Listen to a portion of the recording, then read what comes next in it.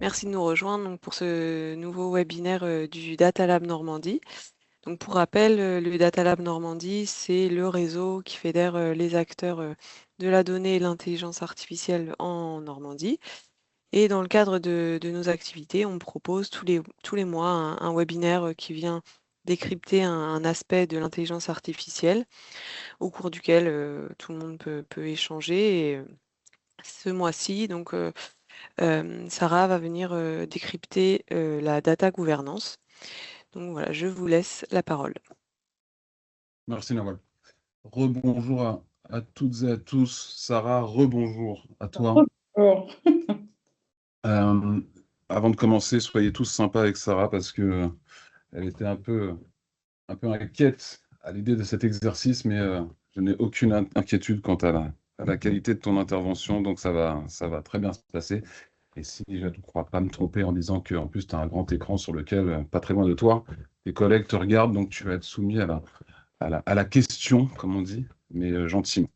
Avant qu'on commence, Sarah, et qu'on donne une définition globale de ce qu'est la notion de gouvernance de données et ce que c'est de manière générale, est-ce que tu veux bien te présenter, s'il te plaît? Je veux bien. Déjà, merci à vous pour cette invitation. Donc, moi, c'est Sarah Vierlouvet. Je suis consultante data, chef de projet data au sein d'une ESN qui s'appelle Red Lab dans la région de Normandie. Pour mon parcours, en fait, j'ai été développeur informatique, consultante BI, donc tout ce qui est au niveau de la donnée. Donc, on va dire que j'ai mis les mains dans le cambouis. J'ai participé à différents projets sur des startups, des industries, de l'assurance. Et c'est vraiment toute cette expérience sur plusieurs années qui m'ont amené à m'intéresser fortement aujourd'hui sur tout ce qui est la maîtrise des données, donc gouvernance des données, sur lequel aujourd'hui j'accompagne quelques clients. Très bien. Alors, comme je le disais, avant qu'on commence et qu'on approfondisse un peu le sujet, est-ce que tu peux nous donner une définition quand on parle de gouvernance de données et quand on parle d'IA et de gouvernance de données, on y reviendra ensuite, mais une définition générale pour que tout à chacun puisse comprendre de quoi on parle. Alors, déjà, merci Gunther pour cette question. Effectivement, avant de parler vraiment de la gouvernance des données, je voulais faire un petit lien avec la gouvernance de données et surtout l'IA. Vous n'êtes pas censé ignorer qu'aujourd'hui, tout le monde souhaite faire de l'IA, manipuler tout un tas de données via des algorithmes. Et l'IA, aujourd'hui, pour qu'elle fonctionne, elle est basée sur ces données. Donc, ces données, si elles ne sont pas maîtrisées, si elles ne sont pas fiables, en fait, votre IA ne va pas répondre de façon correcte. Votre modèle ne sera pas bon. D'où cette importance, d'où ce sujet aujourd'hui de dire, avant de parler IA, parlons de gouvernance des données, parce qu'à l'échelle de l'IA, on va englober plein d'agents. En fait, une mauvaise donnée va plus être une erreur isolée, ça va être une erreur industrialisée, automatisée et à grande échelle. Donc, la gouvernance des données, pour répondre à ta question, la gouvernance des données, ça va être la réponse à la question qui a le droit de faire quoi, avec quelles données et pourquoi. L'objectif, en fait, pour une entreprise, une organisation, ça va être de maîtriser ces données sur tout son cycle de vie, de sa création à sa suppression. On oublie souvent aussi sa suppression. Donc, en fait, la gouvernance, ça va être l'organisation, euh, les règles, l'organisation autour de cette maîtrise des données. Bien entendu, ça doit répondre à quelque chose qui est de dire quel objectif je dois atteindre et pourquoi je mets en place cette stratégie. Attention aussi sur cette gouvernance, et c'est là où vous voyez mon fil rouge, ça va être de dire c'est pas un projet, c'est vraiment un état d'esprit, c'est que la gouvernance des données, ce n'est pas que pour la DSI, c'est vraiment pour l'entreprise au global. Donc, c'est pas un outil, c'est pas un projet IT, c'est vraiment un cadre vivant qui doit évoluer avec votre organisation, la collectivité, les entreprises. Donc, je ne peux pas me dédouaner en disant la gouvernance des données, c'est pas mon boulot quand je suis dans une entreprise, ça appartient à la DSI et moi je reste de côté. Exactement. La donnée, Dommage. mais oui, c'est ça. Souvent, la donnée, on croit qu'elle va être gérée, maîtrisée entièrement par justement l'équipe IT. Mais la donnée, donc vraiment, c'est quoi? Elle appartient à qui? À l'entreprise. Qui la crée? Des personnes métiers. Quelqu'un qui va créer une nouvelle entrée, enfin, je ne sais pas, un salarié dans un logiciel, un produit ou ce genre de choses. La DSI va être là pour mettre à disposition les outils pour permettre cela, mais qui connaît vraiment ces données? Bah, les métiers. Et à qui ces données appartiennent? À l'organisation dans son ensemble. Donc, pour maîtriser cette donnée, il faut s'organiser vraiment ensemble autour de ça. Très bien. Alors, avant qu'on poursuive, pardonnez-moi, j'ai pas précisé un point. Vous avez la possibilité, non pas d'interrompre Sarah, mais de poser vos questions sur l'espace dédié du chat. Et si, comme ça, s'il y a des éléments qui vous interpellent ou des choses qui ne sont pas claires, n'attendons pas, pardonnez-moi, la fin de la présentation pour pouvoir se poser des questions. Faisons-le de manière relativement libre. Donc, n'hésitez pas à poser vos questions sur l'espace qui est dédié. Sarah, merci pour l'intro. Est-ce que on se lance, on y va? C'est parti. Allez, vas-y, je te laisse commencer. Donc après cette introduction, maintenant que vous savez ce qu'est la gouvernance des données, elle repose quand même sur des piliers. Le but de la gouvernance des données, c'est vraiment d'assurer la qualité, la sécurité, la disponibilité et la conformité des données. Donc ça, vraiment, ce sont 4 piliers de la gouvernance. Et il faut savoir qu'ils ne sont pas indépendants entre eux. Exemple, une donnée qui va être disponible mais qui n'est pas sécurisée, ça peut être un risque réglementaire. Une donnée qui est conforme mais qui n'est pas fiable, bah, elle sera inutile. Donc, si je parle de qualité des données, vraiment, et c'est à ça que sert l'organisation, vraiment, en plus, voilà, si on veut prendre des décisions qui sont fiables, il faut que la qualité des données soit là, les données soient exactes, qu'elles soient complètes et qu'elles soient cohérentes. Souvent, je vais rencontrer des clients qui vont dire, non, mais mes données, allez-y, elles sont là. On regarde le contenu, elles sont remplies à 20%. À partir de là, on prend des décisions sur des données qui ne sont pas complètes, donc les décisions seront forcément fausses. La sécurité, je crois que ça parle à tout le monde. En ce moment, on entend parler de plein d'entreprises qui se sont fait hacker, plein de fuites de données. Et c'est une des raisons pour laquelle il est important de mettre en place une maîtrise, une gouvernance des données pour permettre justement cette sécurité. Et quand on parle de sécurité, il y a vraiment le fuite des données, mais aussi confidentialité. Est-ce qu'aujourd'hui, vous êtes certain que dans votre entreprise, euh, tout le monde accède à l'information, uniquement l'information à laquelle il doit accéder? Est-ce qu'il n'y a pas des données peut-être RH que tout le monde peut, sur lesquelles les personnes accèdent? Donc c'est ça aussi la sécurité, c'est permettre la confidentialité, vérifier les accès. Est-ce que on classifie bien aussi ces données? Et donc là, on va faire un lien aussi avec certains points réglementaires. Est-ce que c'est de la donnée personnelle? Est-ce que c'est de la donnée que je possède? Est-ce qu'elle est complètement publique? Est-ce qu'elle est interne à mon entreprise? Est-ce qu'elle est vraiment privée et seules certaines équipes peuvent y accéder? Dans le dernier pilier, quand je parle de disponibilité des données, et ça, je l'ai vu plusieurs fois chez des clients, on va parler de data, on va parler de tout ça, on va parler d'IA, et la première chose qu'on va me dire, c'est bien, mais je ne sais pas où se trouvent ces données. Je n'y ai pas accès, on ne m'y donne pas accès, alors que j'aurais besoin d'accéder à ça pour piloter mon activité. Donc, des fois, le problème de base, ça va être ça, l'accessibilité à la donnée. Le but, c'est vraiment la bonne donnée au bon moment pour les bons utilisateurs, tout en respectant les lois et la conformité. Alors, les lois, on va y venir juste après, mais il y a François qui m'a coupé l'herbe sous le pied, puisque la question que François pose, c'était celle que je voulais te poser, à savoir dire qu'il faut avoir une donnée de bonne qualité, c'est bien, mais la définition d'une bonne comment est-ce qu'on définit la qualité? C'est-à-dire, qu'est-ce qui fait que c'est une bonne donnée et qu'est-ce qui fait que ça n'en est pas une? Alors, évidemment, il y a une notion de redondance, tu l'as dit, c'est-à-dire que si on a des doublons et ce genre de choses, c'est évident.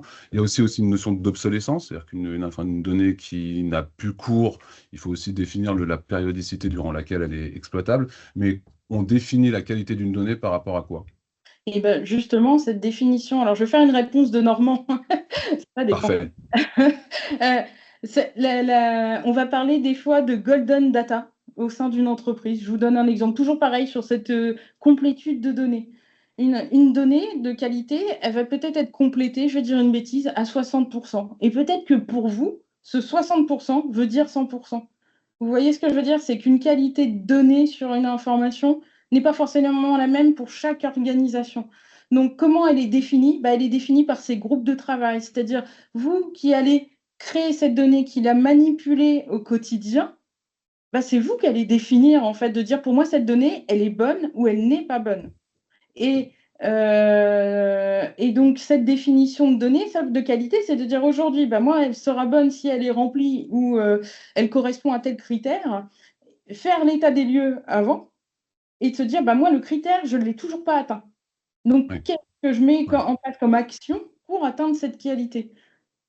Je sais que j'ai fait un Ouais. peu une réponse de Normand, je ne sais pas si j'ai répondu à François. Ça se traduit par un ranger votre chambre avant de commencer à vouloir travailler sur la donnée, c'est ça? Déjà, organisez-vous entre comprenez-vous? Oui, Oui. et ça ne veut pas dire ranger votre chambre avant de commencer, c'est pour ranger encore plus efficacement, est-ce qu'on peut déjà mettre des actions? Est-ce que pour avoir une chambre rangée plus efficacement, voilà, est-ce qu'il y a déjà des petites actions qu'on peut mettre en place? Parce Ok. qu'aujourd'hui, ça nous permet de prendre une décision. On sait déjà ranger notre chambre. Est-ce qu'on le fait bien? Peut-être, peut-être pas. Est-ce qu'on veut viser autre chose? Ok. Tu as utilisé le terme législation tout à l'heure. Donc, en adéquation avec les lois, ce qui fait que ça m'ouvre la porte vers le point suivant. Effectivement, pourquoi est-ce qu'on gouverne ces données? Maintenant, c'est quel est l'environnement enfin, quel est le cadre législatif et Et oui. comment est-ce qu'il nous oblige? Et il va y avoir deux approches de pourquoi on gouverne ces données. Le premier, comme tu disais, Gunther, la partie réglementaire, la législation. Souvent, et j'allais dire, malheureusement, c'est souvent la première raison pour laquelle on va y aller dans l'approche contrainte. La peur Pourquoi? du gendarme? En fait, des personnes qui se sont retrouvées dans des situations où leurs données ont fuité, il y a eu des attaques, et là, ils vont dire, on y va, il va falloir qu'on se mette en règle, il va falloir maîtriser tout ça, parce qu'il ne faut pas oublier, cette donnée dans l'entreprise a de la valeur. La preuve, on se la fait voler et des gens la revendent. Donc, Oui. protégeons-la.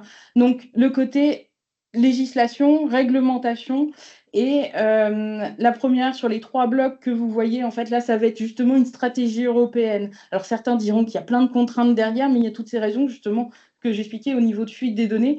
Les trois premières que vous voyez sur la RGPD, DGA, Data Act, c'est vraiment européen, complémentaire et pensé en conséquence. Donc, il y a celle qui va être sur les données personnelles, celle qui va donner un cadre de confiance entre intermédiaires, producteurs, consommateurs de données, celle où on va aller chercher sur les objets connectés, comment récupérer ces données.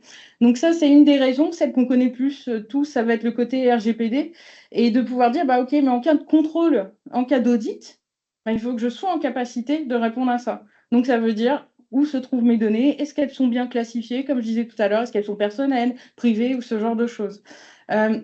Dans les autres réglementations, j'ai un client qui justement est en train de déployer par rapport à ça, ça va être NIS 2. NIS 2 et DORA, c'est tout ce qui est en lien avec la cybersécurité et la résilience. DORA, ça va être sur tout ce qui est marché, secteur bancaire, financier, bancaire.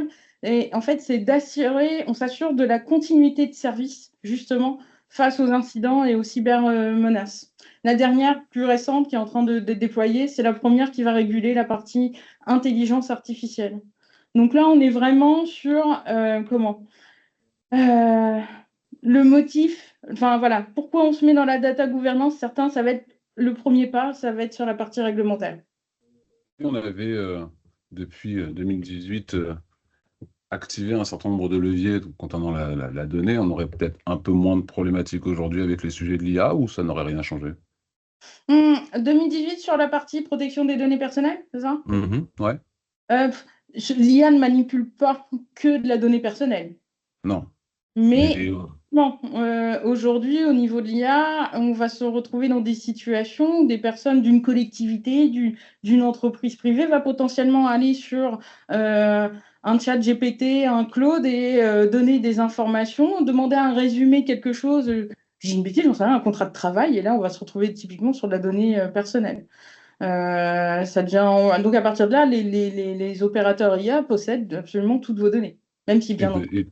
et- Et dans un... l'exemple dont tu parlais tout à l'heure en entreprise, et j'ai assisté à cette scène devant moi et j'ai un peu buggé, mais les RH qui font un glisser-déposer de dossier d'un salarié pour demander à un LLM de lui faire des recommandations quant aux formations qu'elle pourrait proposer à un salarié, c'est pas un cas isolé. Ah C'est... non, On est d'accord. oui. Et puis les données personnelles ne sont pas que les données du salarié, ça peut être aussi les informations des personnes en contact que vous avez avec les contacts j'allais dire, de facturation de votre fournisseur, les données de vos clients, donc ce genre de choses. Ouais. Donc effectivement, aujourd'hui, c'est un cadre dans le côté maîtrise des données, il faut arriver. Et là, c'est pas de mettre que des règles, c'est de l'accompagnement des personnes pour dire prendre conscience de ce qu'ils font aujourd'hui avec ces données-là et que potentiellement il y a un risque. Donc, comment mettre en place une organisation pour essayer de limiter au maximum le risque? Hum, hum. Ouais. Alors, le schéma aussi qu'on est en train de voir apparaître est un schéma où les entreprises qui mettent à disposition, ou les organisations, parce que ce n'est pas que les entreprises, qui mettent à disposition de la donnée auprès d'autres entreprises, demandent à ce que cette entreprise qui collecte, qui récupère cette information-là, prenne l'engagement de ne pas les mettre sur des LLM, Voilà. et ça commence à apparaître dans les contrats, ça. Tu as eu Oui. des cas comme ça? Ouais. Alors moi, j'ai pas rencontré, mais j'en ai effectivement entendu parler. Ouais. Après, ça devient j'allais dire, de la bonne intelligence collective. On peut pas tout contrôler. Donc après, ça va être un engagement personnel de dire, oui, ok, je maîtrise ce qui est fait et je vais essayer en tout cas de respecter ça. Mais ça veut dire, tu vois, dans ce que tu dis là, il faut pas qu'il y ait qu'une personne dans l'organisation qui soit au courant qu'il y ait ce contrat. Donc, Absolument. il faut le faire vivre, en fait, tout ça. Sur la partie que tu évoques, là, notamment sur les parties législatives, alors je n'irai pas sur le terrain de Dora parce que je n'ai pas parcouru du tout. En revanche, sur l'IA Act et NIS 2, aujourd'hui, c'est quand même des documents qui sont complets, pour pas dire difficiles à appréhender. Est-ce que tout à chacun, on sait quoi? On se prend le document, on le lit, on s'entoure, on prend des recommandations? Comment on approche ce volet législatif?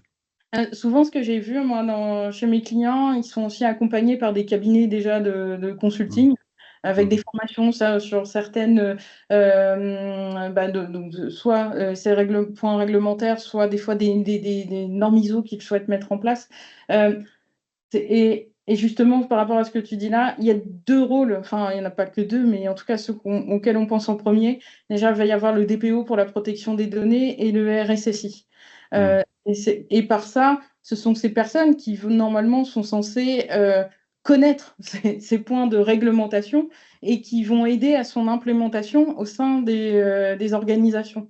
La gouvernance des données, donc la maîtrise des données autour de tout ça, le métier de gouvernance des données n'est justement de ne pas être DPO ou RSSI.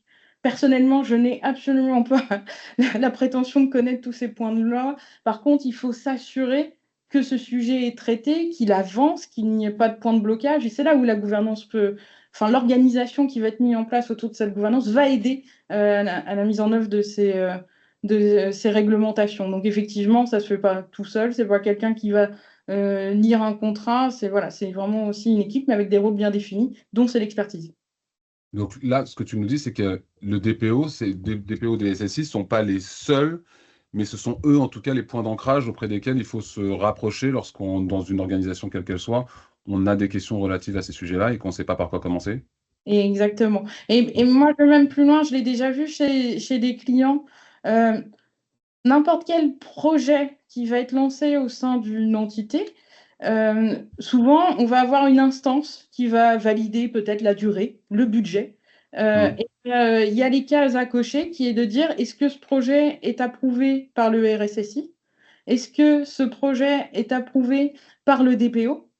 Parce que ça veut dire que derrière, on a vérifié est-ce que dans ce projet qu'on est en train de déployer, est-ce qu'il y a de la donnée personnelle? Oui. Mmh. Est-ce qu'on l'a déjà traitée? Est-ce qu'elle est déjà déclarée selon les formulaires CNIL? Oui ou non. Ça ne veut pas dire qu'on ne va pas faire le projet, c'est juste que chaque personne doit avoir dans cette connaissance de son portefeuille de projet.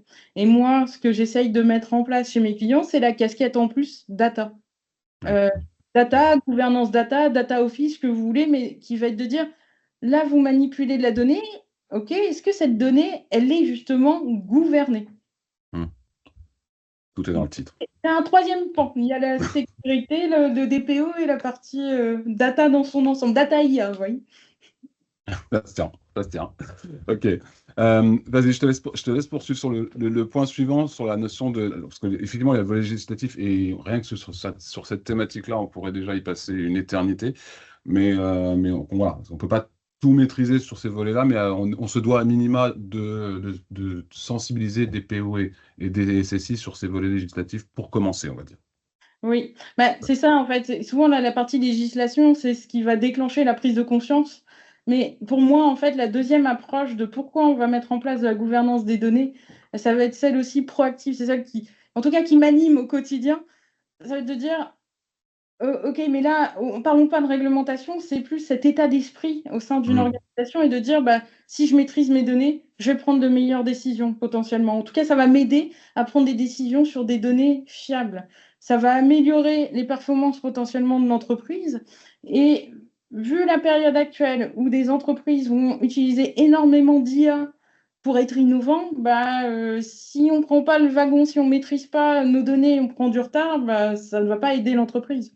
Et Euh, puis on se rend service en le faisant. C'est-à-dire que c'est pas seulement parce qu'il y a la peur du gendarme, c'est que en ayant cette gouvernance sur la donnée, pour tout ce qu'on évoque, notamment sur les sujets d'intelligence artificielle, la data étant le carburant de ces outils-là, c'est aussi se rendre service que de déclencher ces process. Exactement. Et en plus, enfin, je vais répéter cette partie-là, mais n'oublions pas, c'est le carburant pour faire avancer tout ça, puis c'est le carburant de tous. Ça n'est pas que la Mhm. DSI. Donc, c'est Mhm. c'est vraiment un état d'esprit pour se dire, OK, aujourd'hui, bah, je maîtrise peut-être un peu mes données, comment je veux faire mieux et comment euh, je vais incarner tout ça. C'est vraiment là, c'est de se dire, je suis proactif dessus, je mets en place certaines choses. Comme ça, potentiellement, bah, le jour où j'ai un contrôle, ne serait-ce que peut-être de la CNIL sur les données personnelles, bah, je vais aller plus vite déjà pour pouvoir dire, OK, moi, je sais où elles se trouvent. Mhm. Et je sais ce Ou- qu'on a. Ouais, ça, et sans aller jusqu'à la CNIL, mais effectivement, tu as raison de l'évoquer, parce qu'il y a un moment où ils vont commencer aussi à bouger les lignes, à n'en pas douter, mais aussi à destination quand on est une instance publique auprès des publics, mais aussi quand on est une entreprise privée, de faire la démonstration auprès des clients qu'on est en capacité de pouvoir considérer les données qui nous sont mises à disposition pour travailler avec eux. Ça, c'est dans les deux cas, il y a pas de doute. Oui, ah non, mais c'est Mm. ça. Bah, comme tu D'accord. disais tout à l'heure, où certains, entre relations clients-fournisseurs, où certains vont demander à d'autres d'être déjà certifiés sur Mm. certaines normes ISO ou ce genre de choses. Oui, et certaines entreprises vont vouloir travailler entre elles à la seule condition que l'autre respecte bien ses process et assure les données. Ouais. Ouais, ça se tient, ça se tient. Donc, c'est prendre de Ok. l'avance par rapport à tout ça, ça veut dire après l'incarner et le faire vivre, quoi. Amorcer la pompe et ensuite Ouais, ne pas relâcher l'effort. exactement. Ok. Alors, tu sais le terrain sur lequel je vais aller maintenant, parce que comment je fais maintenant, moi? C'est bien de me dire ça, mais comment je sais si je suis bon élève ou si je suis mauvais élève? Donc, on avait prévu sur ce Oui. côté simple, en fait, d'une gouvernance absente. Je pense que ça va parler à tout le monde. Tout le monde a dû arriver un jour dans une réunion, donner un chiffre sur n'importe quoi et d'avoir quelqu'un en face qui va dire c'est pas le bon. Classique. Euh, voilà, le classique, les données contradictoires entre services. Et ça, alors quand je dis que c'est une symptôme d'une gouvernance absente, c'est pas absente, c'est peut-être ou pas assez performante en tout cas. Donc le côté, voilà, des données contradictoires en service, le fait que on se rend compte à ce moment-là, en fait, qu'on ne parle pas le même langage. On n'a pas de définition commune. Moi, je me suis vue chez un client, j'avais 6 personnes autour de moi, ça me parlait de plein de choses. Puis là, je demande, mais à chacun d'entre eux, je fais, mais pour vous, c'est quoi un marché? J'ai eu 6 définitions différentes. Donc, à Mm. partir de là, si quelqu'un veut dire, voilà le nombre de marchés que nous avons en ce moment, bah, vous doutez bien que l'indicateur ne sera pas bon. Dans d'autres symptômes, on peut avoir, bah, comme je mettais, décisions prises sur des mauvaises données. Là, souvent, ça va parler aussi à d'autres. Ceux qui ont on va appeler ça le shadow IT, ce qui est le plus dur à identifier en plus. Certains vont avoir plein de fichiers Excel, une prolifération de fichiers Excel qui ne sont pas maîtrisés. Et donc, certains, ça fait plusieurs mois, plusieurs années, qui tous les mois sortent les mêmes KPI, qui font tout un tas d'étapes que seuls eux connaissent. Et en plus, peut-être que quelqu'un à la DSI, un jour, avait rendu service. Je sais de quoi je parle, j'ai été cette personne à la DSI. C'est toi qui as fait l'outil Excel qui a été fait pour la moulinette, quand on entend souvent ce terme, la moulinette qui a été faite pour quelqu'un à un instant T et qui n'est pas utilisée par les autres et qui n'est pas alimentée de la même façon que tout le reste. Et qui n'est pas connu. Et donc, j'ai été cette personne. C'est pour ça que j'ai pris conscience au fur et à mesure des années. Mais c'est vrai que j'ai été cette personne à avoir mis à dispo pour rendre service à quelqu'un un petit traitement informatique. Ça l'a arrangé tous les mois. Les mois passent. Moi-même, j'ai oublié ce que j'avais fait. Moi-même, je ne sais plus où était le code. Et un jour, forcément, c'est toujours comme ça. C'est le jour où nous ne sommes pas là, quelque chose change, le traitement ne fonctionne plus. Et cette personne va aller voir la DSI en disant, mais moi, j'ai ça, ça ne marche plus, mes données ne sont pas bonnes. Et là, en fait, en plus, on se rend compte que ça faisait plusieurs mois que la personne en tirait des conséquences sur ses chiffres alors qu'ils n'étaient pas bons puisque plus rien n'était à jour. Donc, dans ces symptômes, je pense que ça doit parler à beaucoup de personnes. Quand je parle de projets data aussi qui échouent faute d'adoption, encore une fois, mais pas.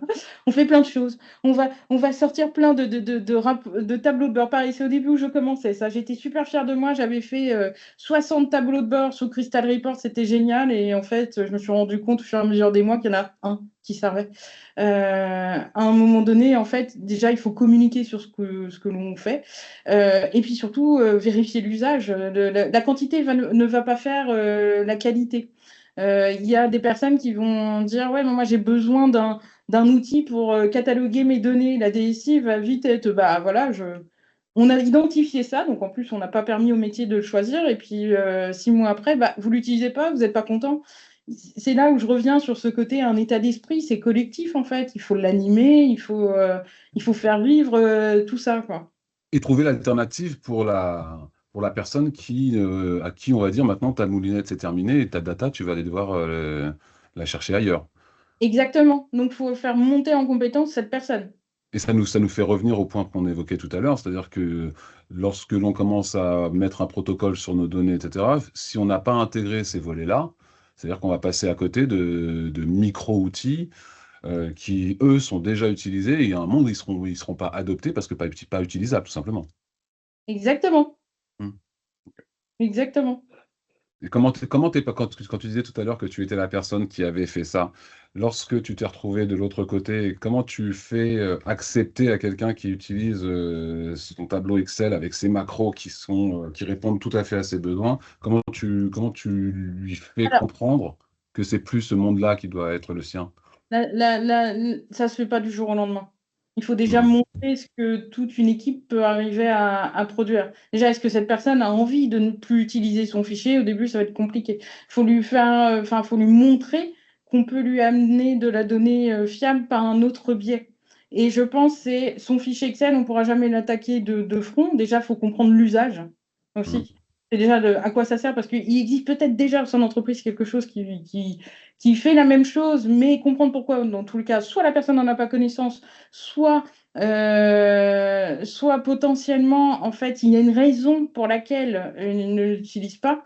Mais là, ça va être j'allais dire, de l'accompagnement un peu quotidien, de montrer qu'on amène autre chose et d'amener cette personne à utiliser ça, en fait. C'est vraiment de l'accompagnement, c'est du rapport humain. On est sur quelque chose euh, qui n'est pas technique. Ouais.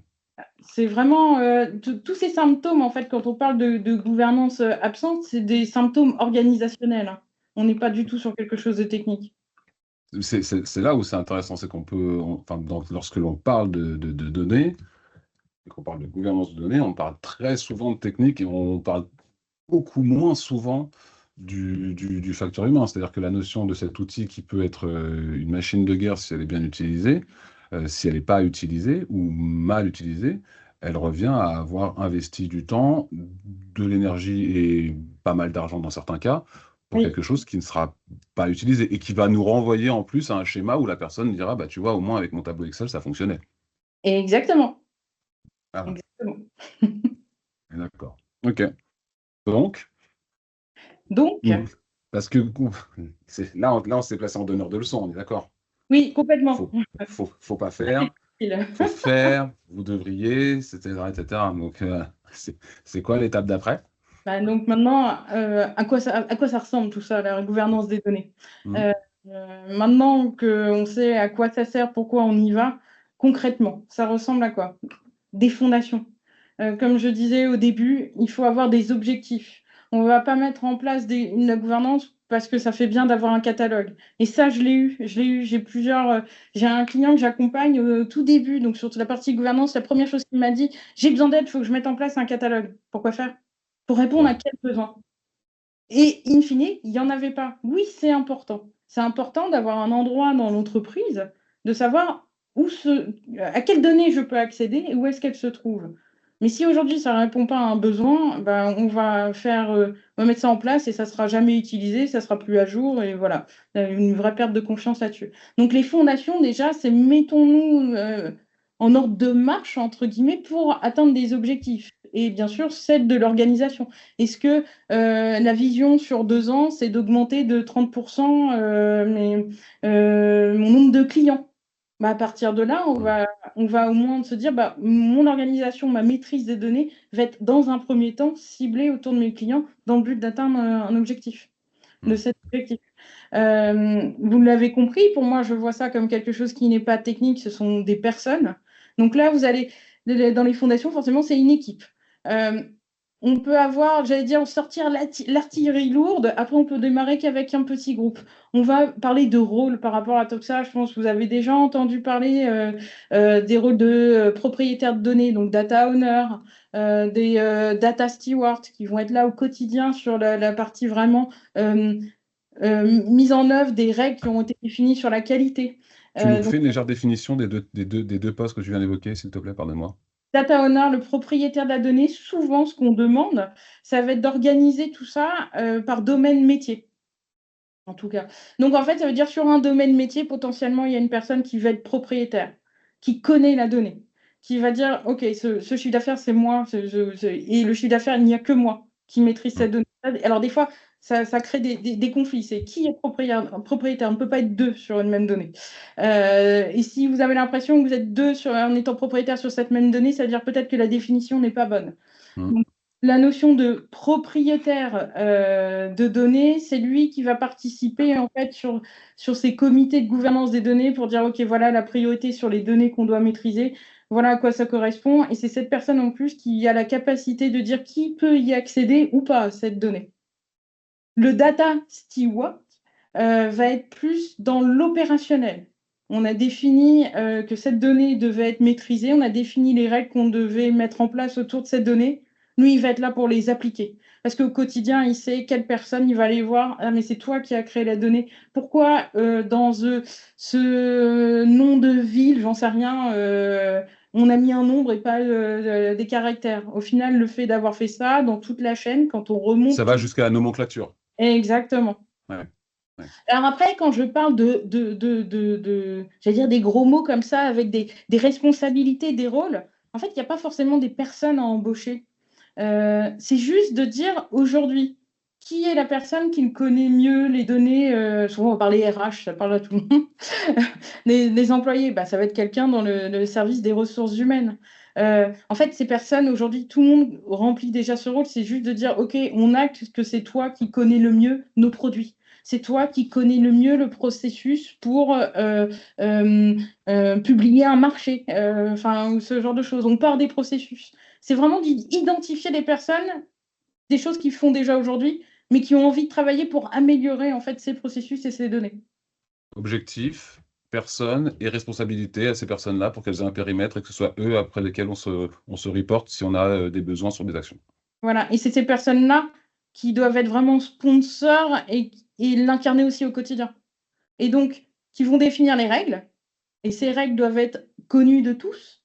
Euh, et, et, euh, Et là où je voulais aussi continuer sur ces fondations avec ces personnes-là, à un moment donné, les personnes vont avoir besoin des outils. Alors, c'est pas très flagrant, j'ai un peu réduit la taille sur ce bloc-là au niveau des outils, mais avant toute chose, c'est pas ça. Comme je disais, c'est pas IT, c'est pas technique. Les outils viennent après. C'est déjà, on veut faire quoi pourquoi, avec qui, et on veut mettre quoi en place. Enfin, voilà. Et après, on Mmh. parle le comment, en fait. D'un point de vue technique, qu'est-ce qu'on peut avoir, qu'est-ce qui existe comme outil pour pouvoir permettre de répondre à ces besoins. Surtout que la notion d'outil, c'est là où on va avoir toute la déferlante sur les coûts. Donc forcément, si on commence par se dire qu'on va utiliser ça et ça et ça, on va immédiatement avoir des freins Mm. qui vont nous amener à des situations où on va dire ouais, ça coûte trop cher, c'est pas le bon timing, etc., etc. Mais Exactement. alors quand tu dis que ce sont les personnes qui sont définies, qui définissent les règles, c'est-à-dire que toi, tu considères que de ton expérience, c'est pas l'entreprise qui dit d'entrée de jeu, je sais et c'est ça que je vais faire, c'est je m'appuie sur ceux que j'ai mandatés pour ensuite définir les règles. On est d'accord? Oui, parce que Ok. l'entreprise elle-même ne va pas connaître absolument toutes les données qu'elle manipule. Voilà, c'est ça. Donc, il y a forcément certaines catégories de données qui ne sont maîtrisées que par certaines personnes. Et D'accord. c'est Ouais. normal, c'est leur Ouais, métier. ouais. Et puis ça donne la responsabilité de la personne qui est en charge de la donnée et qui va ensuite pouvoir dire, OK, maintenant, puisqu'on se dit ça, alors on peut le faire comme ça. Et j'oubliais aussi, souvent ce qui va être oublié, comme je disais, ça peut être organisé en domaine, il ne faut pas oublier que la DSI est aussi un métier. C'est-à-dire que la DSI, même si son métier évolue aussi, aujourd'hui, elle doit mettre à disposition des serveurs, des outils. Ces outils doivent fonctionner, j'allais dire, normalement 24 sur 24. Bah, c'est ça, son activité qu'elle doit piloter, son nombre de tickets, son nombre de disponibilité bah, des données, des logiciels ou ce genre de choses. Et souvent, ce qui est oublié, ce qui est paradoxalement le plus compliqué à emmener dans cette organisation, c'est la DSI de dire au Mmh. sein de la DSI, vous devez aussi identifier un responsable de votre domaine qui connaît les données à piloter. Et j'ai fait rire quelqu'un. Euh, et qui doit suivre aussi. C'est voilà, la DSI est un métier, elle possède des données, elle doit être pilotée, elle doit faire partie de cette organisation, comme n'importe quel métier, autour de la gouvernance des données. Mmh. Mmh. Déjà, je pense que les DSI vont apprécier de savoir qu'ils ont un métier, parce que jusqu'à présent, il y a peut-être un doute, c'est ça? Non, c'est pas ça, c'est que moi-même j'ai un abus de langage. En ayant fait toujours partie des DSI, on parle toujours, j'allais dire nous et les métiers. Mmh. Et en fait, non, en fait, la DSI, nous faisons partie d'une entreprise. On revient sur cet état d'esprit, en fait. Nous faisons tous Général. partie d'une même organisation. Et le but pour nous, c'est d'avoir, j'allais dire, encore un travail dans 10 ans, 20 ans, donc que l'entreprise dure. Donc, c'est un collectif, quoi. Ça va, ça Ça, c'est devrait ma- aller. En principe, ça devrait aller. Ça marche. Allez, on parle des livrables? Ouais, les livrables de Allez, la gouvernance. allez, on y Euh, va. ce que je veux partager là sont absolument pas exhaustifs, il y en a plein. Mais ce que je veux faire passer par là, c'est le premier, comme je disais, il y a la partie langage commun. Mmh. Euh, et souvent, quand il y a des entreprises qui mettent en place la gouvernance des données, le premier lieu, c'est cette notion de glossaire d'entreprise. Euh, c'est quoi un client, c'est quoi un assuré, c'est quoi une commande, c'est quoi un marché, c'est quoi un chiffre d'affaires et tout ça. Donc le but, c'est vraiment bah, pareil, avec le même groupe de personnes qu'on a vu, c'est mettre en place un glossaire qui soit accessible à tous et qui soit incarné. C'est lorsqu'on a décidé de dire que tel mot avait telle définition, bah, on n'a pas le droit d'utiliser un autre terme pour l'employer. Sinon, ça ne prendra pas, entre guillemets. Donc, il faut incarner à partir de là. Donc, le glossaire, la charte, un peu moins, bon, c'est un peu plus pénible, mais c'est de dire, bah voilà, notre charte de la gouvernance des données. Il y a la charte de comment on met à jour le glossaire d'entreprise, la charte du c'est quoi la gouvernance des données, c'est quoi les rôles qu'on a définis, voici nos rituels, voilà, on se réunit à telle date, peut-être tous les 3 mois, voilà ce que nous avons décidé sur la qualité des données. Ça fait un sens avec la communication et la formation quotidienne. Le RACI, vous l'avez bien compris, ça va être de définir forcément qui fait quoi sur les données, qui, voilà, voilà, qui la crée, qui la supprime, qui la consulte, qui doit y accéder, qui est capable de prendre une décision par rapport à tout ça. Il faut l'écrire et il faut que ça soit accessible. Toujours, on revient toujours sur cette accessibilité et partage à tous. Et Le là cas encore, comme tu le disais tout à l'heure, ce sont pas de nécessité d'avoir des embauches, etc. De ton expérience, ce que tu dis, c'est on redonne ces responsabilités et ces périmètres-là, pardonne-moi, à des gens qui sont déjà dans l'organisation. Exactement. Hum, C'est vraiment ça. C'est juste, bah, on fait déjà plein de choses aujourd'hui, on a plein de processus, écrivons-les, est-ce qu'ils sont bien, est-ce qu'on veut aller plus loin? Donc aujourd'hui, c'est mettons noir sur blanc ce qui est déjà fait au quotidien, puis voyons comment faire mieux potentiellement. Bah Et ouais. donc, dans les livrables, comme je disais, le catalogue des données, celui-là est très important. C'est quelles sont toutes les données de mon entreprise. Il y a certaines données, elles ne sont pas critiques, c'est-à-dire que pour l'entreprise, si on les perd, potentiellement l'impact est minime. C'est déjà cataloguons celles qui sont les plus importantes. Mais dans le livrable, c'est ça, c'est le catalogue des données qui doit être à jour, forcément. Hiérarchisation. Voilà, et accessible toujours par tous. Les indicateurs, quand je parle des livrables, les indicateurs, ça va être les indicateurs de suivi des actions qui sont mis en place au sein de la gouvernance. J'ai défini un niveau de maturité autour de la donnée de la part de toutes les personnes de mon entité. Je trouve qu'on n'est pas encore assez mature. Voilà le niveau. J'ai donné des Mm. objectifs. Genre, j'ai mis en place des actions de formation, de communication, de ce genre de choses. Je réévalue ça tous les X mois. Donc, c'est les indicateurs de suivi qui vont permettre de montrer potentiellement au COMEX, forcément, de dire, bah, regardez, tout ce qu'on a mis en place comme action de maîtrise de nos données, bah, ça porte ses fruits. Il faut montrer la valeur que ça apporte parce que au-delà des outils qui coûtent de l'argent, aujourd'hui, c'est du temps et le temps, ça coûte de l'argent. N'est perfectible que ce qui est mesurable. Exactement. Et je reviens sur la communication, formation, vous l'avez compris, c'est une affaire de tous. Il faut sensibiliser tout le monde à la donnée, à sa sécurité, si on revient sur le côté données personnelles, sur des LLM ou ce genre de choses. Donc en fait, la gouvernance des données, l'équipe qui est autour doit communiquer en permanence. C'est vraiment de l'acculturation data. Moi, ce que j'ai fait avec un de mes clients, ça a été justement d'organiser, avant de parler de gouvernance, essayer de trouver une équipe pour pouvoir démarrer tout ça, bah, organisons un café data. Amenons des équipes métiers, montrons dans l'entreprise que on travaille déjà, on manipule de la donnée. Donc c'est vraiment voilà, communiquons sur des réseaux sociaux internes, ce genre de choses. Et surtout, là, ça permet aussi d'expliquer ce que tu évoquais, notamment sur la notion de glossaire. C'est-à-dire que tout le monde ne comprend pas tous les termes qui sont utilisés. Et si je ne comprends pas, j'ai du mal à m'associer au projet de manière générale. Donc, il y a un côté où on va me dire, oui, ça, c'est encore vos trucs de geek. Et moi, je ne sais pas de quoi tu me parles. Pour moi, mon monde idéal serait que quelqu'un arrive dans une collectivité, une entreprise, on va dire, on va accueillir la personne en disant, bah voilà, je ne sais pas, l'outil pour poser ses congés. Voici au niveau de l'entreprise le glossaire de l'entreprise. Voilà comment on manipule la donnée.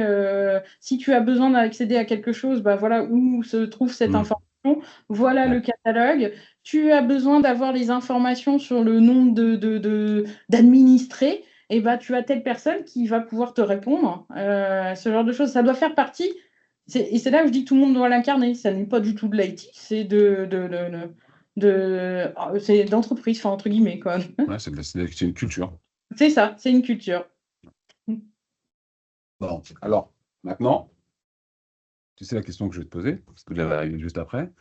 Je fais quoi, moi, dans mon organisation? Je suis une PME, je suis une mairie, je Juste, suis... je me permets de vous Oui, interrompre. Il y avait une pardon. question de Ah, pardon, Bruno vas-y. sur la slide d'avant, Pardon, sur vas-y. les métadonnées.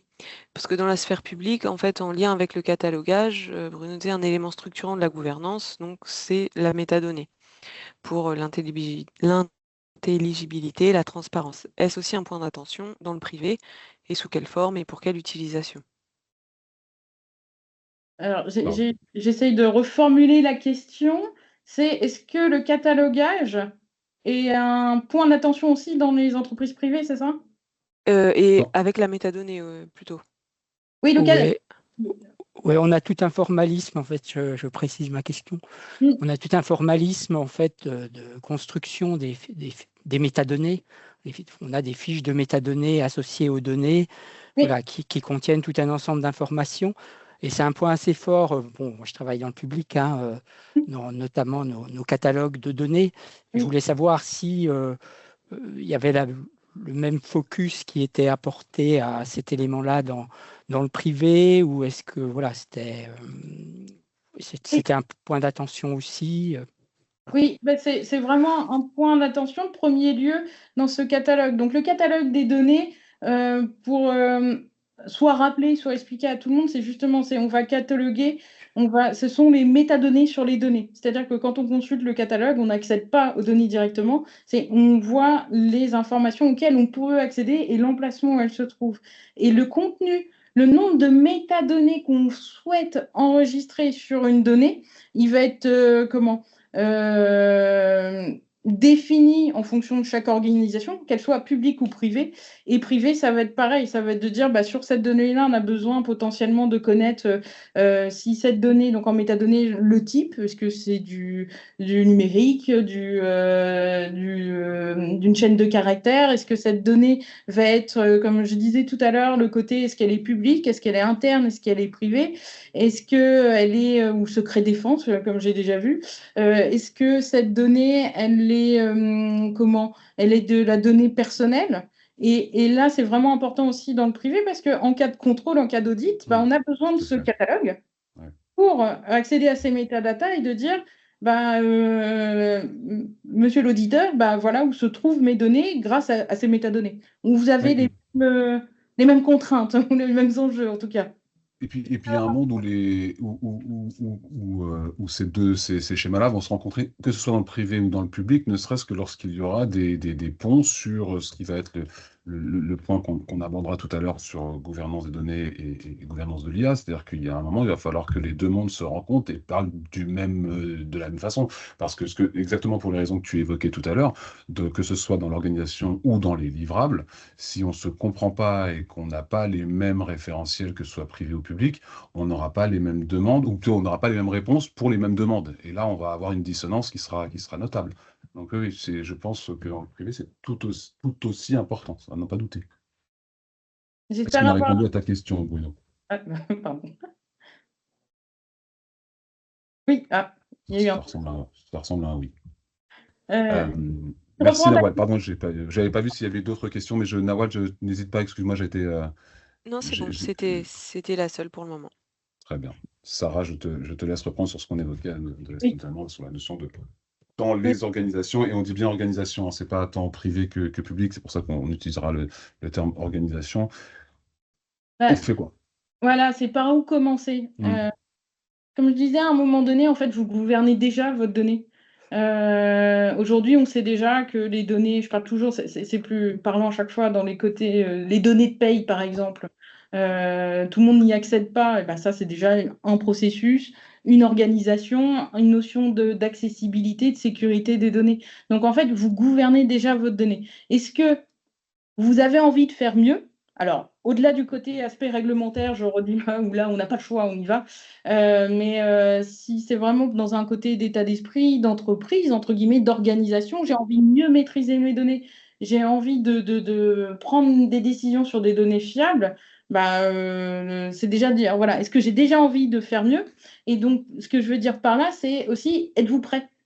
J'ai déjà vu des clients où vraiment on s'est dit, vous n'êtes pas prêt à mettre en place toute une organisation par rapport à tout ça. Ne serait-ce que par votre COMEX, c'est-à-dire si on part du plus haut, qui n'est pas encore sensibilisé. Et si le plus haut de la pyramide ne va pas autoriser à vous donner du temps à travailler dessus, c'est peut-être pas encore le bon moment pour démarrer ces chantiers. Maintenant, partons du principe que vous êtes prêt. Il y a plusieurs choses. Soit vous êtes une petite entité, et moi je préconise ce côté, il faut montrer de la valeur vite. Donc c'est petits groupes de travail. Euh, Définition, et voyons avec la direction, il faut un sponsor assez haut quand même, de dire, voilà l'objectif qu'on cherche à atteindre. On part peut-être d'un seul indicateur et de se dire, est-ce qu'il est bon? Est-ce qu'il est fiable? On remonte toutes ces transformations là sur toute la traçabilité et avançons peut-être indicateur par indicateur, petit groupe de travail, et essayons de se donner des objectifs peut-être en 2-3 mois, de se dire, voilà, on a décidé de travailler comme ça, on a défini ensemble des indicateurs permettant d'identifier est-ce que cette donnée est de qualité, accessible, sécurisée, conforme. Et on a mis une note et on veut peut-être atteindre une autre note. On a mis une organisation autour et avançons comme ça sous forme de cycle continu. Prenons des décisions, mettons-les en place, évaluons si ça a fonctionné et continuons comme ça.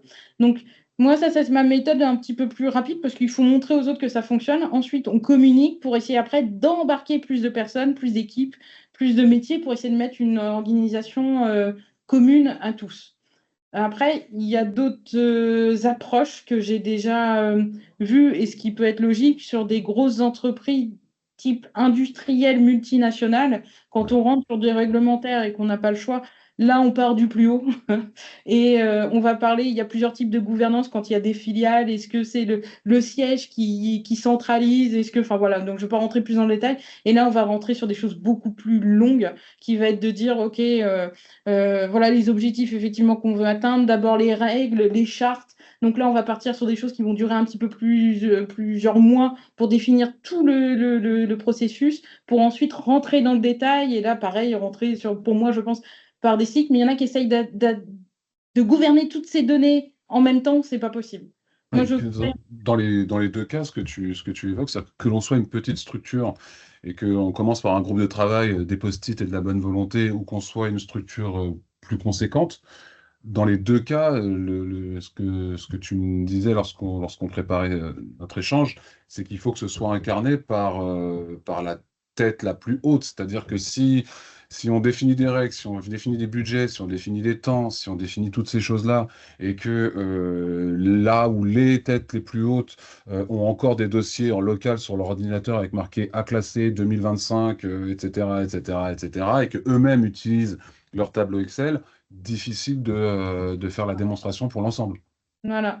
Il faut Je veux dire, vraiment sponsor et c'est pour ça, quand je parlais d'acculturation et de formation, c'est que les personnes au plus haut doivent être aussi acculturées et formées, en fait. et Et donner doivent l'exemple. faire tout ça.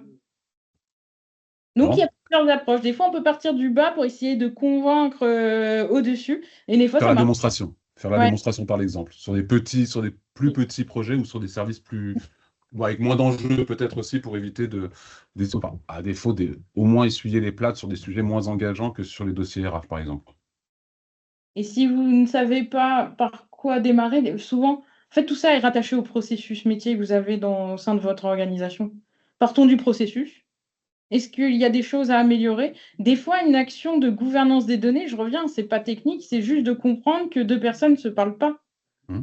C'est juste de dire, ah, mais telle personne a telle information, si vous vous voyez tous les mois, ça va fonctionner mieux. Donc, c'est vraiment communiquons. C'est bien. C'est bien.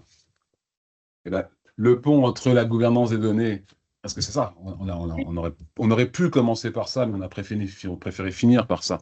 C'est que maintenant qu'on parle de gouvernance des données et qu'on parle de gouvernance de l'IA, on a deux mondes qui maintenant, évidemment, sont obligés de se rencontrer. Et ça, on le fait une fois de plus comment? Exactement. Donc maintenant qu'on a de l'IA un petit peu partout, bien entendu, il faut s'organiser autour de ça. Vous avez compris, la gouvernance des données, ça va être sur toute la partie qualité, sécurité, disponibilité, conformité des données. L'IA va interroger toutes ces données. Elle doit être gouvernée, mais plus dans ce qui a été mis en place, tout ce qui s'organise autour, autour de la gouvernance de l'IA, c'est toute la responsabilité Ouais. algorithmique et éthique, en fait, autour de l'IA. L'organisation doit être en capacité d'expliquer l'IA. Ça doit être de la transparence. Donc, c'est vraiment la gouvernance de l'IA a besoin d'une bonne gouvernance des données. Et ensuite, elle doit répondre à d'autres problématiques qui sont vraiment de l'éthique, de la transparence, la gestion des risques. Ça veut dire, par exemple, qui au sein de votre organisation est responsable si l'IA se trompe. Il faut être en capacité de pouvoir expliquer comment une décision de l'IA a été prise. Est-ce que, en plus, ces algorithmes prennent des décisions qui sont justes et impartiales? Et donc, à partir de là, ça va être la même chose, c'est de mettre en place une organisation pour répondre à ces questions et potentiellement de mettre en place des rituels, peut-être 3-4 fois dans l'année, pour pouvoir dire, OK, aujourd'hui, on a déployé des algorithmes d'IA. Est-ce qu'ils sont éthiques? Est-ce qu'on comprend leurs décisions? Quelles sont les données qui sont utilisées? Puisque même dans l'IA, ça a été aussi de dire, une personne qui vient en disant, vous n'avez plus le droit d'utiliser mes données personnelles pour entraîner vos algos, il faut maîtriser ces données pour pouvoir prouver que ces données-là ne sont plus utilisées dans l'agent, entre guillemets, IA. Et Donc, puis on a l'obligation légale, en plus, avec l'IA Act, de légitimer le fait qu'une décision a été prise par une machine, mais validé et supervisé par un être humain et que ce n'est pas la machine qui a statué. Exactement. Donc Donc, ça nous ramène au point législatif et donc c'est plus seulement un besoin technique, c'est aussi un besoin légal. exactement. Et donc, en fait, voilà, pour pouvoir répondre à ces questions-là, c'est justement la gouvernance de l'IA doit reposer sur une gouvernance des données forte. Et ce qui nous ramène à l'humain, finalement. Donc on est responsable aussi. Oui, Voilà, on ne peut pas se dédouaner. On est exact. d'accord. Ce n'est pas de l'IT. Voilà, on y revient. Oui, On y revient. Pardonne-moi, j'ai pas jeté un coup d'œil Nawal, j'ai pas jeté un coup d'œil, j'ai écouté Sarah avec attention. Est-ce qu'on a eu des questions, des points ou des choses sur lesquelles on. Non, il n'y a pas de questions, mais n'hésitez pas si. C'est le certains- bon moment pour le faire. Et en plus, on a débordé un petit peu. Non, pas tant que ça va. Ouais. Après, je me permettais aussi, au cas où, si le sujet vous intéresse, il existe une Bible qui s'appelle Dama DMBOK, Data Management, Body of Knowledge, qui parle de tout ce qui va être gouvernance des données et le management des données, un autre sujet qu'on n'a pas abordé. Donc c'est un énorme pavé. Il y a une version plus légère ici par Laura Sébastien Coleman. Ensuite, n'hésitez pas à rechercher souvent sur LinkedIn tous les profils qui seraient data gouvernance, data steward, chief data officer. Il y a une personne que je suis beaucoup qui s'appelle Charlotte Ledoux, qui partage son quotidien voilà, par rapport à la gouvernance des données. Très intéressant. Il n'y a pas une gouvernance pour toutes les entreprises. Il y a voilà, celle qui vous correspond à votre collectivité, à votre entreprise. C'est vraiment. Il n'y a pas de règle définie. C'est à vous de trouver la meilleure pour pouvoir maîtriser vos données. Voilà, quel mot de la fin impeccable. C'est bien ça. Ah, ça me paraît très bien. Je voyais Romain qui montrait le livre depuis sa caméra. Effectivement, ça a l'air d'être un parpaing. Tu nous montres de profil qu'on voit un peu à quoi s'attendre. Il est allé à mon bureau. Ouais. Ah, et c'est le tien, d'accord. Oui. Il nous a sorti guerre épais, là. Vas-y, mets de profil pour voir la taille. Oh, ça va, non, ça va. Non. Il fait 600 et quelques pages quand même. Oui, mais ça va. Il y a la V3 qui est en train d'être écrite. Et c'est. Voilà, bref. Non, mais je pourrais en parler. Un bon livre de chevet. Exactement. Super. Si toutefois vous avez une dernière question avant qu'on ne conclue et qu'on essaye de respecter le timing qui est le nôtre, non, une fois, deux fois, à juger. Super. Merci Sarah. Je laisse Nawal conclure et je te remercie pour ton intervention parce que c'était pas chose aisée et tu l'as fait de manière très compréhensible et c'est très agréable. Merci à toi. Merci à vous. Merci beaucoup Sarah, merci Gunther, c'était clair. Je pense qu'on repart tous avec des clés, des bonnes pratiques. Il n'y a plus qu'à, comme on dit. Et puis on va mettre le replay très prochainement en ligne sur le site du Data Lab. Donc n'hésitez pas à aller le revoir et puis profitez pour voir aussi les autres contenus. Et merci encore, c'est toujours très enrichissant comme échange. Bon après-midi à tous. Merci à tous. Bon Bye bye. après-midi. Au revoir. Salut. Merci Sarah. Au revoir.